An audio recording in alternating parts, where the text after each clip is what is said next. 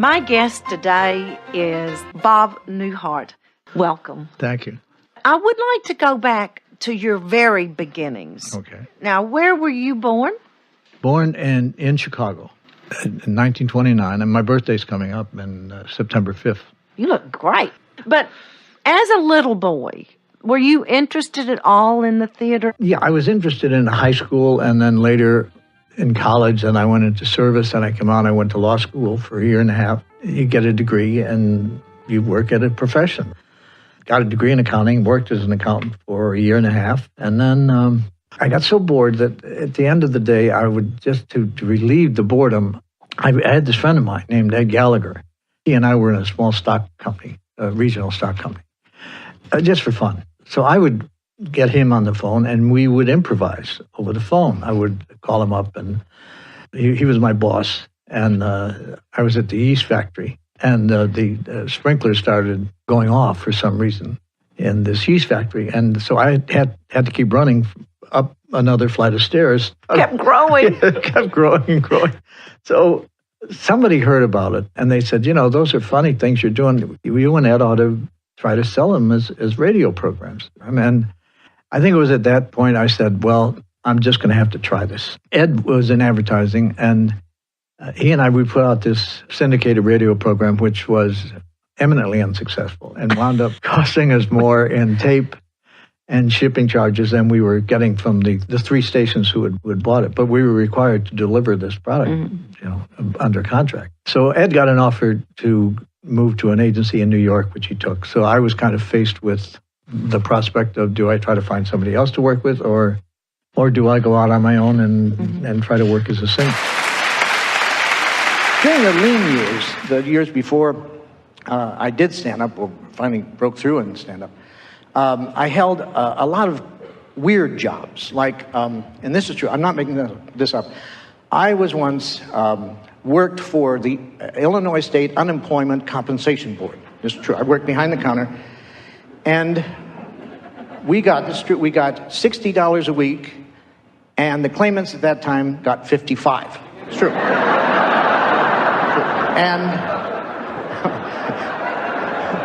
And they only had to come in one day a week, So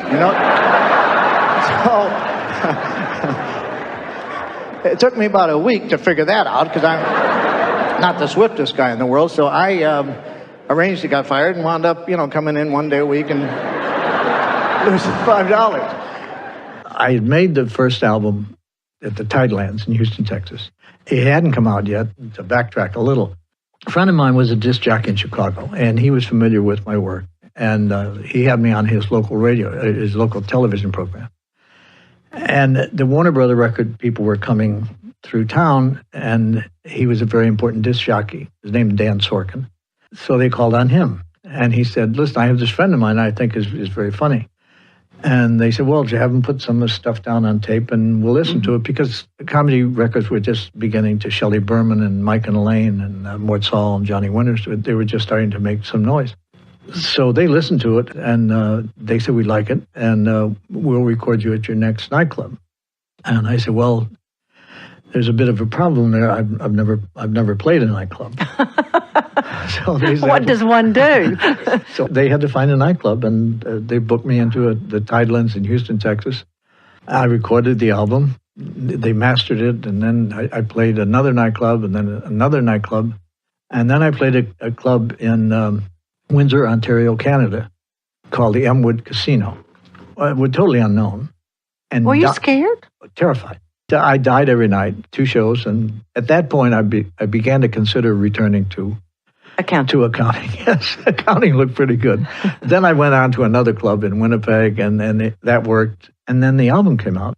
I worked as an accountant for a number of years in Chicago, and I had a kind of a strange theory of accountancy. I had always felt, if you got within $2 or $3 of it,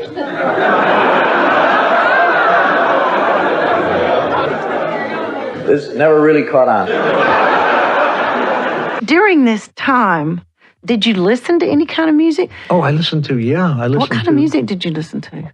Big bands, jazz, Oscar Peterson, Ahmad Jamal. Oh, wow. Billy Taylor, George Shearing. Wow. We didn't have comedy clubs at that time, and it was mostly folk clubs or jazz clubs, and you'd be the opening act. I was the opening comic for Peggy Lee. Really? In 1960, I didn't and then know that. for Errol Garner. Wow. And, So you could listen to them then oh afterwards. yeah. Well, I thought I'd died and gone to heaven when I would. Oh. Peggy Lee. I'd do my 18 minutes and then rush to the back of the nightclub and watch her perform. Cause I'm a woman, W-O-M-A-N. I say it again. Anyway, I was doing the pilot for the first Bob Newhart show, and the show was running a little long. So the producers came up to me and said, "We've got to take about 5 minutes out of the show, and so can you tighten up some of your speeches?" I said, "Well, this stammer has gotten me a home in Bel Air, so you better take out some words because I'm not about to change the stammer." Yeah. When I made the first album, and I heard it wasn't the album I had made, because the editor at Warner Brothers would hear a pause and he'd take it out. He'd save half a second there, a second here. A second there. So when I would hear it on playing, the timing, it was off. I'm the only one who was aware of it. The album sold very well, so... Did the Bob Newhart show have a signature tune? Yeah, we had our music, it was titled Back Home to Emily, and on the Bob Newhart show, and then on Newhart we used Hank Mancini. That's interesting. You did a show that was in a hotel, didn't you? Oh, that was the Vermont an show. inn. Yeah, the Inn. Yeah. Yes. I know that you did the Johnny Carson show a lot. Yeah.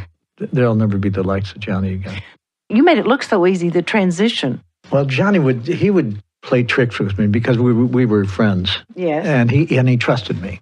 So you'd have a pre-interview, and you'd talk to the pre-interviewer and say, Bob has a funny story about Don Rickles in Venice. And I come out and sit down, and Johnny would say, "Did you ever ski?" Oh, and God. I'd look at him like, "You SOB, I don't have anything on skiing, and you know I don't have anything." And that's why you've done it. He would never ask the questions that were on the sheet. You get that look in his eye. The devil. The devil look. There's this series called Desperate Housewives. Oh, yeah. And weren't you on it? I got a call toward the end of the season to play the part of Maury.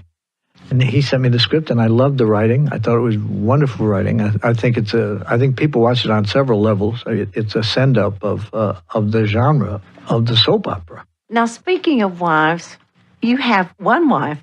She knows me better than anybody else, which is scary.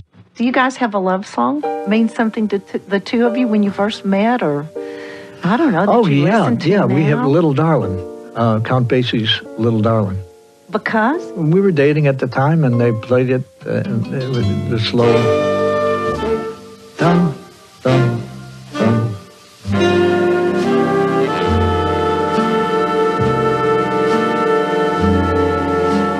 It became our song. She came up with the final episode of Newhart. That was her idea. Now tell the listeners, because some of them may not know about it. What was it? Well, we were at a Christmas party at Marvin Davis's, and I said to Ginny, I think this is going to be the last year of Newhart. And without missing a beat, she said, well, if it is, you really should end it in a dream sequence. Because, of course, Dallas had a whole year that was a dream sequence. St. Elsewhere had a dream ending. She said, you should wake up in bed with Suzanne and this dream you had about owning an inn in Vermont, because there were so many anomalies in Newhart. The maid was an heiress, the handyman, and then especially Larry, Darryl, and Darryl. That was pretty hard to explain how these guys with a West Virginia accent wound up in Vermont. So, well, what a great idea. I have to tell you one story if we have time. The first time I started in nightclubs, I had 18 minutes. I just closed up my apartment in Los Angeles, and one of the things that I had to send to Chicago, which is my home, was a cat. It was a Siamese.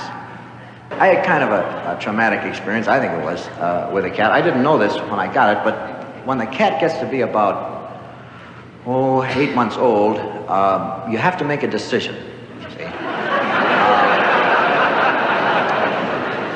So anyway, I made the decision. I decided to get Nutty George, fixed. See? They call it fixed. And it is fixed, let me tell you. So I sent him to the vet, and I got him back in a couple days. And ever since then, all he does is sit on top of the television and just stare at me. So I finished my 18 minutes. I came off and walked by the maitre d's table, and he said, go back out. He said, they're applauding. And I said, well, that's all I have. He said, well, good. They're applauding. Go back out.